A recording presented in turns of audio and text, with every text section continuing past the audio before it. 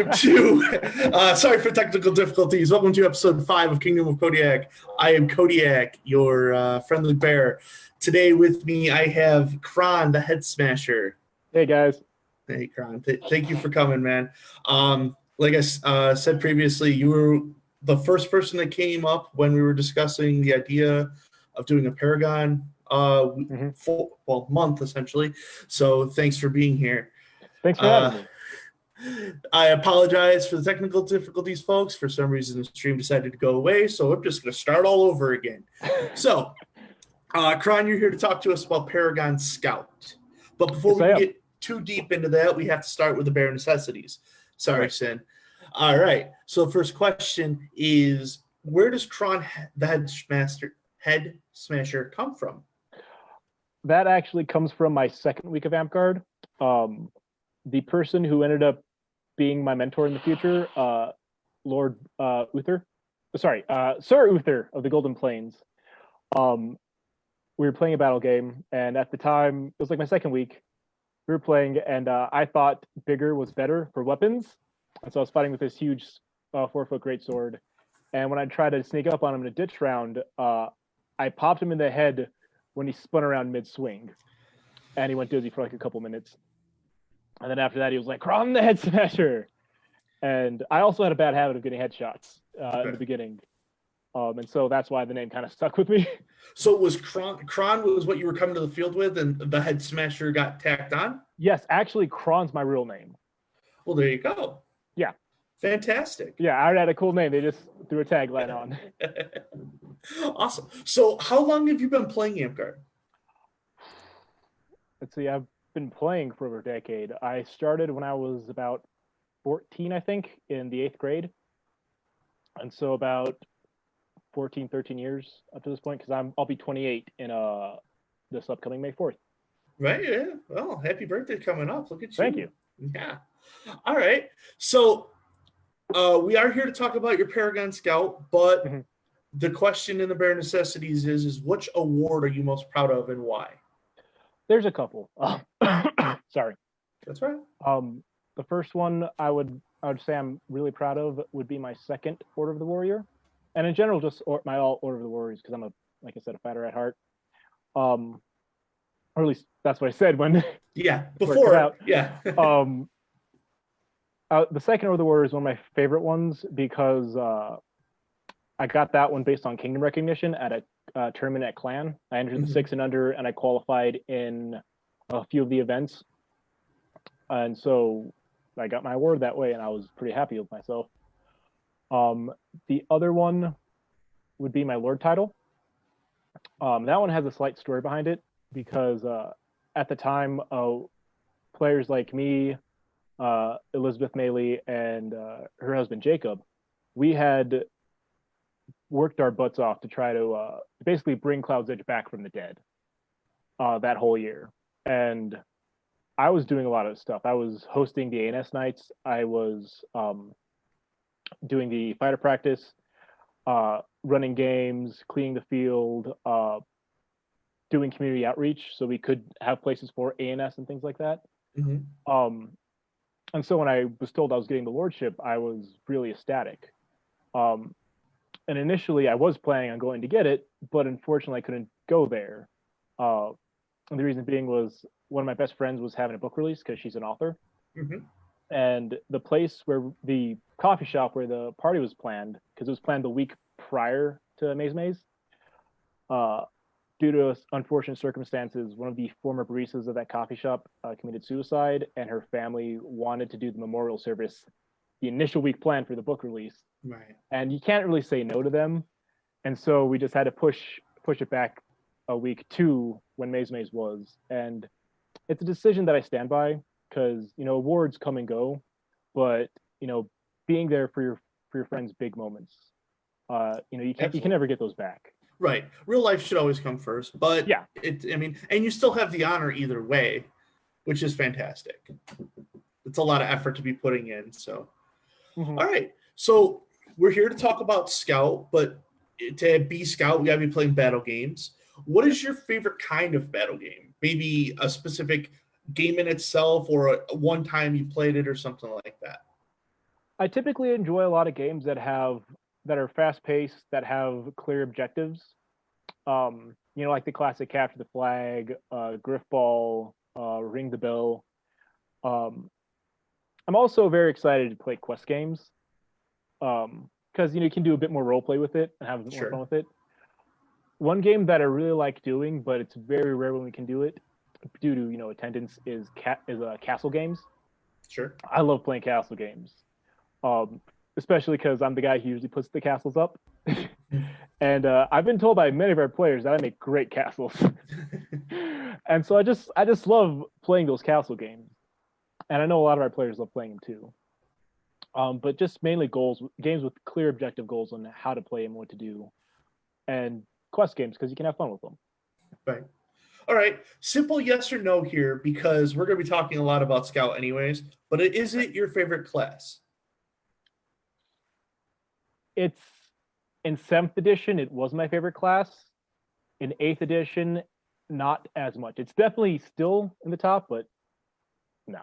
Okay. All right. As tradition of the Kingdom of Kodiak, we have the 2 questions that are asked every week. Okay. Do you know where Sir Glenel's toaster is? I hear he deserves a free one. I don't know about that.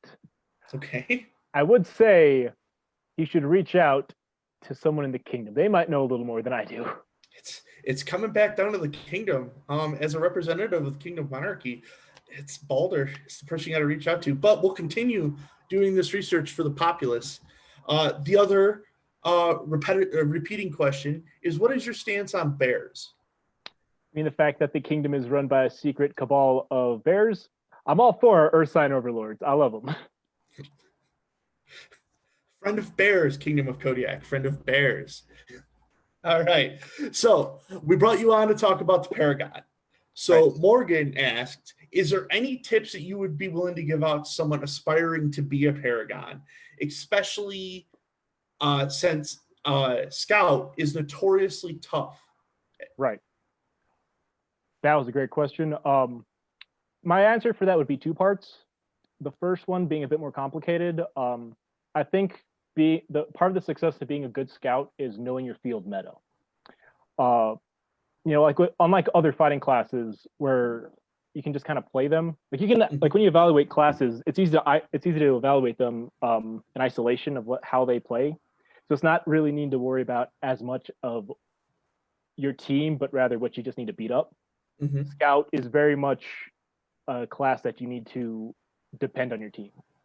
The better your team is as a scout, the better you are, and the better your role, you can actually play it in terms of your role. So just understanding your field's meta. As soon as you get to the park to play scout, you need to be able to look around and know exactly what your possible team options are going to be, not what your possible opponent options are going to be. Okay. The other thing it kind of comes down to, of course, is bow scout versus shield scout. If you're just trying to get the most out of the scout, I hate to say it, but you really have to go bow scout. And I say this because I'm a shield scout. Right. But we're going to get into the debate about that a little bit later. We'll get there later. Right. But no, definitely if you want to get the most out of scout, play bow scout. You're not as dependent upon what your team setup is, and you're still a higher valued unit because all bowmen usually are. Yeah, absolutely. If you're going down the shield scout path like me, and you're just love being that underdog, it's really about knowing the tactical stance of your abilities and how to apply them. Right.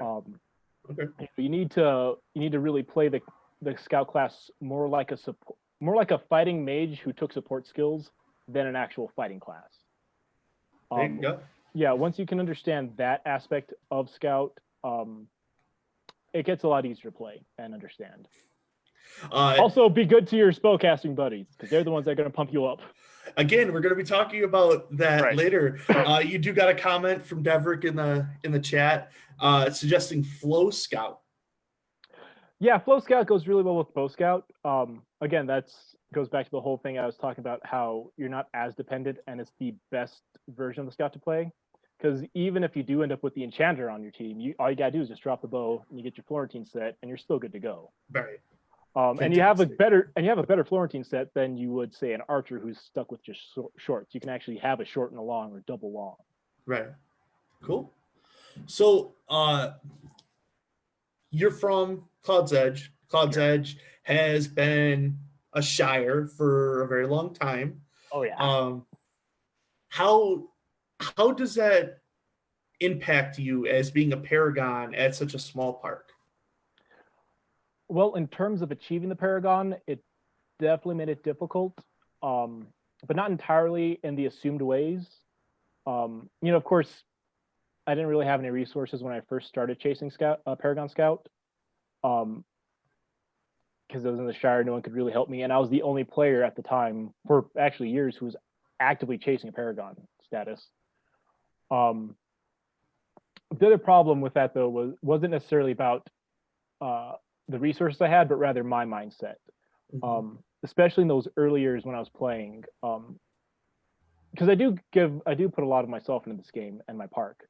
But when I was younger, I was definitely doing it a lot more than I should have, especially when our park was really toxic and had like the people I was a sheriff at 16 actually for a park for an entire year. That's how I spent my entire 16th year.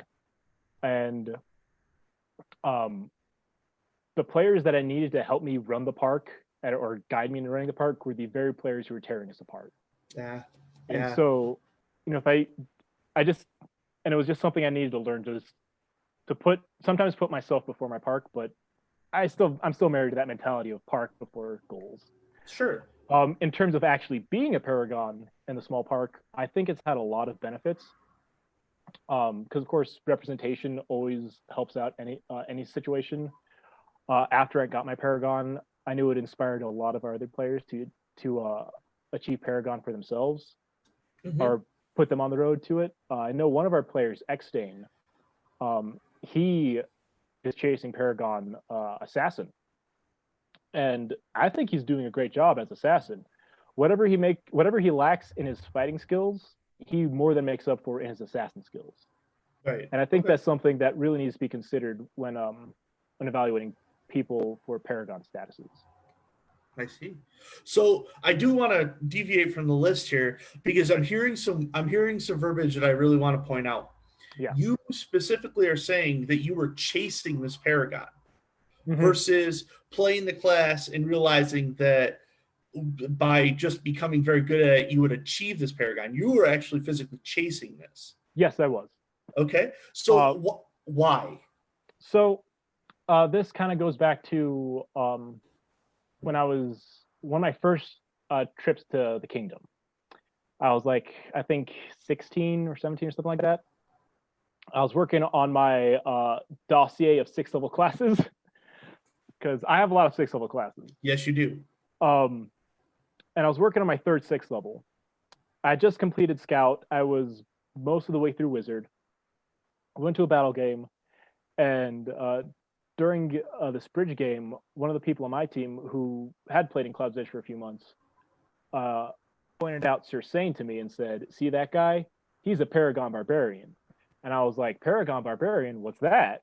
And he basically said, it means he's recognized as the best in the kingdom, one of the best players of that class in the kingdom. And the first two thoughts that went through my mind were, that's really cool, and I'm doing that for Scout because I was in love with Scout at the time. Yeah, I knew right off the bat I needed to get Paragon Scout because I love the class, I love playing it, and in a very kind of sweet way, my journey and my path into becoming a Paragon Scout had like a kind of a full circle moment. Because as I said, my first introduction to just the Paragon title in general was being pointed out at Sir Sane going, "Hey, he's a Paragon." And then when I got my Paragon, Sir Sane was one of the first people who congratulated me. And it was kind of a beautiful moment. And I explained to him even the story about that. The reason I chased Paragon Scout was because I was made aware of his Paragon status. Right. And so, for me, that kind of had that beautiful, like, full circle moment. That's awesome. Yeah. It's another scenario where Sane has found a way to inspire people in a battle game, nonetheless. Are you hearing this, Dragon Spy? Dragon Spy loves Cruises. Are you hearing this? Sir Sane is inspiring people in battle games. Oh, I love it. Yeah. Oh, okay. So Sir Randall wanted to ask, what would have made your Paragon journey clearer in terms of knowing what you needed to do? Now that kind of spins off of the question we just asked, Yeah. because you were unaware. No, I was. I didn't know I'd been playing for about 3 years, I think, at that point, before I knew what a Paragon was. And then I was like, oh my God. I've this is a question I have thought on for like a few days. One thing I think would have definitely helped, I will say a lot of what's going on in the kingdom now would have been things I would have loved. But like, firstly, I would have loved to have had a mentor, a Paragon in like any kind of class. I wouldn't care. Right. Just someone who had gotten there and could have guided me at my park to help me, which is kind of beautiful because I can be that person that I needed. Yeah, you're patient zero. Yeah. Yeah. And I have been that player. A lot of, like I said, a lot of the aspiring players who want to get Paragon in my park come to me for advice. Like X-Day, like I said, he's trying to assassin, and I give him as many pointers as I can. Right. The other thing, like I said, it has a lot to do with what's been going on in the kingdom now. We've been having a lot of interpark. Of course, Dragonspine's been doing a lot more in terms of interpark interactions. Mm-hmm. Like I can tell for a fact, even though we've only had Amcraft for 2 months this year, yeah, those 2 months our park had more visitors from other parks than I ever had in my first 5 years of Amcard. Right. Like just hands down. So, and that's something I think is important because not every player can travel, and not a lot of young players who are chasing Paragon can actually travel or have the opportunity to travel. And so actually having people visit parks and go park to park and just getting those connections going on, it provides a better stage for aspiring. I feel it provides a better setup and stage for aspiring Paragons to show what they have, show their stuff. The other thing I would like to point out is the startup of the Paragon Academy. Like I know it hasn't been really touched in the last year or so, but I remember when they made that Facebook group for that, I was just like pumped for it because I was like, this is exactly the kind of thing and this is the kind of resources I needed at that age. Right. I was a young player trying to just chase the Paragon status. Like having those resources and just better communication between the parks, I think, are things that would have helped me greatly in my journey to Paragon. Excellent. Would you say that you have any apprentices as far as learning the craft of Scout? Unfortunately, no. We only have a few scouts, including myself. Most of them don't show up that often, or one shows up every so often. Another one, he does show up so often, but he also plays Barbarian and Wizard. So he usually is putting those ones first, but he does like Scout, and he's kind of getting there. I will say, as soon as anybody comes up and they say I'm playing Scout or I want to play Scout, I'm always like, really? Let's talk then. Right? Super excited. I'm the complete opposite when I'm playing a battle game. If someone else says they're playing Druid, I'm like, no, I'm special. Stop doing that. Yeah. Because when I started playing, it was just over 2 years ago. There just wasn't spellcast. Like there was no spell ball throwing people at our park. There was a lot of fighters, but wizards, but verbals, stuff like that. So I felt very unique, and I've had this whole time where not a lot of it's on the field, so I still feel very unique. And it's a challenge for our champions to find a spot for something like that. Like you were talking about archery and how it's always a high value pick. Your champions have to be on top of their game when there's one archer. Exactly. No, I do a lot of battle games myself, and anytime someone plays Archer, I'm like, oh, how do I balance this out? Right. That's awesome. All right. So we talked about just the essentials of the Paragon itself. Now let's talk about the class. But let's start off with an easy one. 149 credits in Scout. What up with that? I love Scout. Most of those, I will say, came from 7th edition, because 7th edition Scout was a different creature than it is now. It definitely had a bit more diversified skills and stuff. And when they transferred it into 8th edition, like I felt they took brought the spirit with it, but not necessarily the advantages Scout necessarily had. Right. Whilst other classes got better skills that made them even stronger. But no, 149 credits, I do not regret a single one of them. Every one of them is perfect to me, and I love them. And honestly, some of my happier times of Amcard was when I was playing Scout. That's awesome. So not to deviate away from the class itself, but what is currently your favorite class? Currently, my favorite class is actually Druid. We did it. The main reason I will say that though is because it is, and even though I love Druid, but it's very tied into the way I play Scout. Because when I play Druid, I don't play Druid like I would play a Druid. I play it like I play a Scout. Because I felt the Druid definitely has a lot of those advantages that Scout used to have in terms of like what I could do. A lot of the skills I take are pretty much lower level skills in addition to Avatar of Nature and Ranger. Right. It's a great combo. Yeah, and anybody in our field will tell you that when I play my Dread Ranger, which is what I call it, I break games badly. And then when I play an Enchanter Druid, or the few times I do play it, I always play it as if I have a 4th level Scout on my team. Because I know having that 4th level Scout as a Druid is something that is like super advantageous. Yeah. Yeah. If I didn't play a greedy Druid, I probably would be benefiting having a Scout on my team, but yeah. I never gave stuff out, and I still won't. That's just how I play the character. Yeah, no, I really get that. So, Stillhalt asks why it took you so long to realize that thing, which you're going to have to explain, about lycanthropy.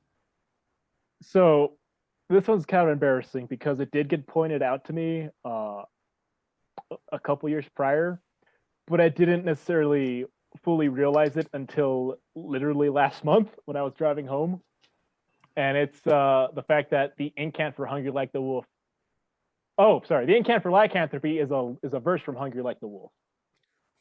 Like I was driving home, it came on the radio, and I was like, "Oh crap, that's what he was talking about." Damn it. So Beth, last month. That's how long it took me to fully realize it. Well, her question is, why did it take so long? Oh, I'm dense. I'm super dense. Well, there you go. You have your answer. Okay, we touched on this a little earlier. I want you to go in depth because I know you can with this. Bow Scout or Shield Scout, and why? Shield Scout. I love Shield Scout. It's an underdog way to play, but I just love Shield Scout. I like being in the front lines of combat. I like supporting my teammates in terms of fighting strategies and synergies. And I also kind of like the idea is as if I get an enchanter on my team, I tend to be in a better placement to get those enchantment stacks. But yeah, I got into Scout as a Shield Scout. I'll go out as a Shield Scout. I have played Ranger Scout, but I stand by my guns. Right. Shield Scout. So I hear something along the lines of the enchantments coming to the Shield Scouts. That's more so because you're going to be on the front lines. Yeah. Whoever's enchanting you is going to be more willing to give you something to keep you buffed up front versus if you're a archer or a bow scout, they're going to be like, well, run away from them. Yeah, you got a bow. Shoot them down. Yeah. You're going to stand next to me. They're fighting. Come on. Go be meat shield. Need you. Yeah. Yeah. Well, that's part of the benefit of being the Shield Scout and as an enchantment with an enchanter on your team is that you basically become that customizable role that they need you to be. Right. So the next question about that is what's your favorite enchantment loadout, assuming that you have the caster with you? Well, this one is very dependent upon what the caster is. In terms of having a druid buddy, of course, an Essence Graph Golem is always perfect. And what I usually take with that is Essence Graph Golem, Imbue Sword, Flame Blade, and then depending on the field meta, either Lycanthropy or Stone Skin. Okay. The reason being is that if I go with the Lycanthropy build, that gives me 3 different immunities to key magics, death, fire, and command. And then I can break shields, I can chew through armor, and I also have armor. And then if I have to switch out lycanthropy for stone skin, that's if I have to deal with a more heavy spell ball meta, like ice balls and things like that.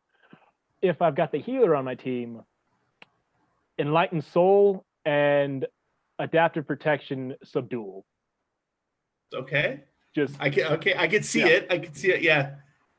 now I'm a monk. That, as a scout. Right. Now you're a green sashed monk. Great. Yeah. And then if I have to do a double stack from two different from different casters, Wizards by Vampirism and or Touch of the Void with Imbue Sword. Or I think that right there would be what I'd want. Just those two. But there are a couple of different groups that can come with you, and you don't necessarily need the druid. If there's a healer or a wizard, you're still willing to be friends with them, is what you're saying. Yeah, no, you gotta. That's another part of the key to being a good scout is knowing what the enchantments you can receive are. Right. Getting those good enchantments to make you a better player as a scout is something that's very key, because that's the whole point of the evolution trait you get at level 4 is now you can officially be whatever role you need for your team to be if they have those enchantments. I know Bard doesn't really have that many enchantments to give, but there are two key ones that are very important, which is Silver Tongue, so you can get Swifts, Swifts is always important, especially for a scout, if you can get it. Right. And then crap, what is it? Is it Silver Tongue? Or it's the one where that enchantment has to get knocked out first before the other enchantments go. Okay. I forgot. I have to go grab my rulebook. Do we got any bards in the audience? I'm a bard and I don't know this. Oh, I'm ashamed. Yeah. I dabbled with some bard just to do some minor meta inside of our park because I was like the idea of like the annoying bard. But I didn't see the fun in it at low levels. I can see the fun of it at higher levels, but Zana is saying sleight of mind. That's it. Thank you so much. Thank you. Appreciate it. It took me a while to really understand Bard when I played it because that's another one of my 6 levels. Yeah. Fantastic. Good stuff. Okay, so we're going to talk about range. It might be a throwy, it might be a bow, but what is your most memorable range weapon kill as a scout? Well, this one's more about a game I played rather than a individual kill. Okay. Again, this back in the old days when we played in our old park, Penny Park, before it burnt down. It was a big wooden structure, beautiful. But we played Amtgard at night because park day was Thursday night. Right. Dead of winter. We're playing in the dark, and I can't remember what game we were playing, but it was like when we have to fight the other team. And I'm on my little archer perch, just trying to shoot people down from the other side, and I'm pretty sure I'm missing almost all my shots. And so I was pretty down on myself. Game ends. We're all talking, and one of the veteran players, I tell him, that I was fighting. I was like, I'm pretty sure I sucked that game, and he was like, "What are you talking about? You did great. Most of the kills most of the deaths that I received were because you shot me as soon as I exited the base. So stop putting yourself down. You're doing great."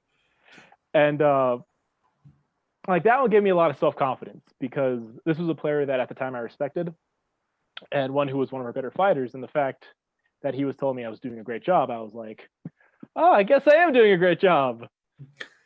Shouldn't be down on myself. Right. So you didn't even know how well you were doing. That's how well you were doing. Yeah. That's great. That's awesome to hear. All right. So Deverick asks, how does Scout stack up to other martial classes? Oh yeah, this guy. In terms of equipment, I think Scout has one of the better equipment options because diversified. You can go bow scout, you can go shield scout. And regardless of which side you go, you still have decent weapon options on top of that. Like Bow Scout, you still got the better melee weapons. Shield Scout, you still have a heavy throwy, which is one you can't really undermine because not a lot of players like it. I use a boomerang for my heavy throwy. Mm-hmm. The first boomerang I made for my scout, I still use to this day. But they don't. No one really expects someone with a shield to have like a throwy that size. Right. It always kind of like gives them that split second of, oh crap, I forgot you had that. In terms of abilities, Scout kind of suffers a little more because I know at my park the three most common classes played are Assassin, Monk, and Barbarian. And they have obvious good upsides to playing them, and that's why a lot of people go for them. I think just if I can get really down to it, I think Scout does about average in terms of just overall power and equipment. Okay. So what would you say is the class that is the counter to the Scout? Well, there's a couple, but the first one is actually Scout, believe it or not. Scout is the perfect counter to Scout in every way. Their tracking knocks out their shadow step. The whole person can get countered by either the release or the adaptive blessing. And their dispel magic. That is specifically there to counteract the Scout Golem who is on the opposite team. Just in general, Scout is perfect at countering a Scout, and not a lot of people realize that. Everybody goes straight to, Assassin counter, but and Scout. The other one would be Monk. Monks are great at counteracting, of course, Bow Scouts. Assuming everybody is at an equal combat level, a level 1 Monk, I feel, would beat the hell out of a level 6 Scout any day of the week. And after that, it's kind of a tie between Wizard and Druid. Wizard, namely because they have such a diversified spell list that the Scout can't really keep up with it in terms of just kind of immunities and things like that. And they also have rechargeable Dispel Magics, which Dispel Magic is like one of the key spells you need against a Scout, I feel. They come at you with that big enchantment load and you just puff it away. And then I say Druid because anything a Scout can do, a Druid can technically do better. And I know this because, again, I'm a 6th level Druid and a 6th level Scout. The best is what you are, is the best. Yes, the best. If you could, what's a few things that you would change about the Scout class and why? I know you have feelings about this. Yes, so. I actually have a little list. The general gist of what I would do is I would up their ability frequencies. Going down the list, like I think heal should either be, they should just flat out get either another heal or have heal be rechargeable. Because when you look at the other fighting classes who have heal skills, those are rechargeable. Paladin has a rechargeable heal. Monk has a rechargeable heal. Barbarian adrenaline is unlimited. And I have seen barbarians who have adrenaline use it 2 to 5 times successfully per life. Right. So I don't think upping the heal count for Scout would be game breaking. I would I'd give him another Shadow Step because again, everybody else who has insub abilities can do them at least twice per life. Scout only does it once per life. The big competition, one of the big Scout's big targets, Assassins, they can do it 6 times a life. Well, 2 per ability. They have 3 different abilities. Right. Just up that one more time. Maybe make I think they should make a Dispel Magic rechargeable, and that like a ×5 or ×3, like maybe ×10. I'll be all right with it with Dispel Magic being a ×10 recharge. You don't really have to use it that often, and when you do, you kind of want to use it more when you can. Like monks. Monks have the Resurrect, and it's a ×10 recharge. I've rarely seen our monks actually use their Resurrects that often, and when they do, it's pretty rare. And they don't recharge it often, but it's still there. Just give them a rechargeable Dispel Magic. And then the last one, their adaptive blessing. Either up it by one more, or just flat out give them adaptive protection. I don't think, again, that's something I don't think would be game breaking either. Either making it rechargeable one more, or just flat out adaptive protection.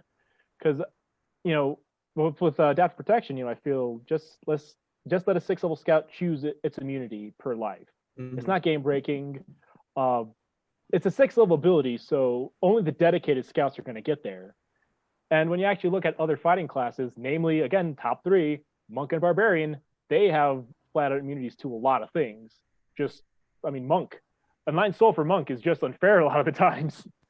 And honestly, Enlightened Soul and the missile block is enough, I feel, to carry Monk to 6th level. If Monk had no other abilities between first and 6th, I would be like, yeah, that's still pretty fair. Right. And Barbarian, the Subdual is a super key one. Because, counteract those important stop spell balls. And then Command just completely undermines, Barbarian General can just undermine a healer and a bard most of the time. So giving the scout one immunity they can take at random isn't game breaking.